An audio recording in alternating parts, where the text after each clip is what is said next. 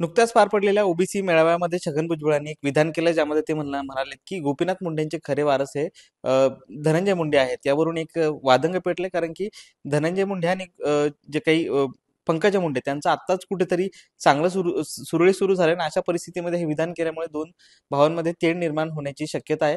या विषयावर बोलण्यासाठी आपल्यासोबत प्रकाश महाजन आहेत. सर, जे काही छगन भुजबळांनी जे काही विधान केलं त्याच्याकडे तुम्ही कसं पाहता?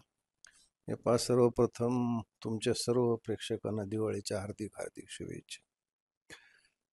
पंकजा मुंडे आणि धनंजय मुंडे हे बहीण भाऊ एकत्र आले, खूप चांगली गोष्ट झाली. त्यांनी एकत्र राहावं, त्यांचं प्रेम असंच दिवसेंदिवस वाढावं. पण अशा पद्धतीनं भुजबळसारख्या एका प्रगल्भ व्यक्तीनं असं वक्तव्य करणे हे चूक होतं असं मला वाटतं. गोपीनाथरावचा वारस कोण हे ठरवण्याचा अधिकार फक्त गोपीनाथरावावर प्रेम करणाऱ्या असंख्य आणि असंख्य लोकांना आहे. गोपीनाथराव ज्या समाजातून आले त्या समाजाला आहे, आणि त्या समाजाने याच्या अगोदरच सांगितलंय की पंकजा हीच वारस आहे. हे वेळोवेळी सिद्ध झालेलं आहे. मग पुन्हा तो प्रश्न काढायचा नाही, तोही बीडमध्ये कशामुळे? उद्या आमच्यासारखा उठून कुणी येवल्यात गेला आणि सभा घेऊन म्हणला की नाही नाही भुजबळ साहेबाचा वारस हा समीर आहे, चालू शकेल? भुजबळाचा वारस हे भुजबळ ठरवतील, भुजबळावर प्रेम करणारे लोक ठरवतील. तसं मुंडे साहेबांचा वारस कोण आहे ठरवण्याचा अधिकार मुंडे साहेबांवर जे असंख्य लोक प्रेम करतात, एका समाजाचे नाही आहेत. मुंडे साहेबांवर प्रेम करणारे विविध समाजाचे, विविध जातीचे, विविध धर्माचे लोक आहेत. मी धर्माचे सुद्धा म्हणतोय. बरेचसे मुस्लिम गोपीनाथराव खूप प्रेम करणार, आणि त्यांनी मागेच पंकजाला आई बाबा वारस ठरलं. पंकजाशिवाय जर पंकजा राजकारणात नसली असती, काही नसली असती, याकडे मी समजू शकलो असतो. मग असं वक्तव्य करून बहिणी भावात आत्ताच कुठं दिलजमाई झाली, त्यात मिठाचा खडा टाकण्याचं काम नाही का? हे गोपीनाथरावचा मेहुणा म्हणून, पंकजाचा मामा म्हणून मला हे वाटतंय, माझं मत आहे की भुजबळांनी हे वक्तव्य करायला पाहिजे होतं. पण ज्या दिवशी भुजबळांनी हे विधान केलं त्यावेळेस तुम्ही ती भाषण ऐकलं असेल कदाचित, किंवा नंतर ऐकलं असेल, पण जेव्हा हे ऐकलं तेव्हा मामा म्हणून काय वाटलं तुम्हाला? हे पहा, त्या आरक्षणाच्या ह्याच्यात आमच्यासारख्याचा काय आवाज आहे? काहीच नाही. पण मला वाईट वाटलं ना. हा मुंडे साहेब गेल्यावर पंकजावर काय प्रसंग आले नाहीत? राजकीय राजकीय आले, आर्थिक आले, सामाजिक आले. त्या सगळ्यातून ती तावून सुलाखून निघाली ना. भगवान गाडवून बाहेर काढलं, खाली पायथ्याला मेळावा घेतला, समाजाने झेललं तिला. तिथून काढलं, संत भगवानबाबाच्या जन्मगावी सावरगाव घाटला गेली, कित्येक वर्षी ती दसऱ्याचा मेळावा घेते. लोकांनी भरभरून प्रतिसाद दिला. इलेक्शन मध्ये कसल्या प्रसंगाला तेव्हा? अहो मला सांगा की एकमेव उदाहरण महाराष्ट्रात आहे, हे दक्षिणेत तामिळनाडूमध्ये होऊ शकतं, पण आपली नेती पडली लोकसभेला, गोपीनाथरावची मुलगी लोकसभेला पडली म्हणून 5 लोकांनी आत्महत्या केल्या. एवढं लोक गोपीनाथरावावर प्रेम करत होते, आणि गोपीनाथरावची मुलगी म्हणून ते त्याच्याकडे, गोपीनाथरावची मुलगी आणि गोपीनाथरावचा वारस म्हणून ती पंकजाकडे पाहत होते, म्हणून त्या लोकांनी आत्महत्या केली. हे कधी कळणार भुजबळाला? भुजबळावर अशा पद्धतीची टीका करण्याची माझी इच्छा नव्हती, पण भुजबळानेच ती वेळ आणली नाही. पंकजा आली नाही मिळायचं एवढा राग? पंकजा एका पक्षाची कॅबिनेट दर्जाची मंत्री, तिला पक्षाची बंधनं असतील.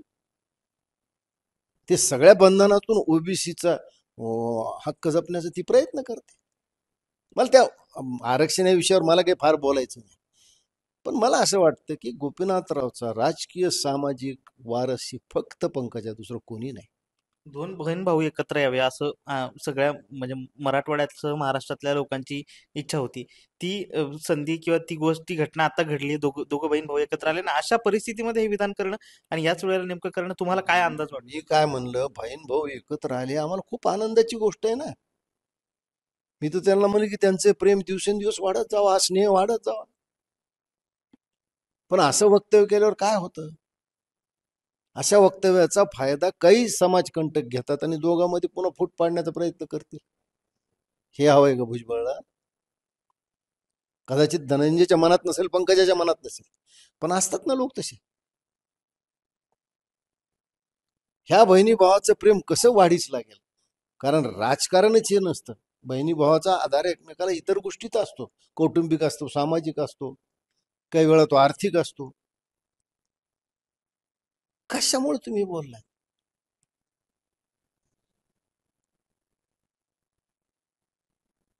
म्हणून मी म्हणलं ना की भुजबळांनी हे बोलणं अत्यंत चूक होतं.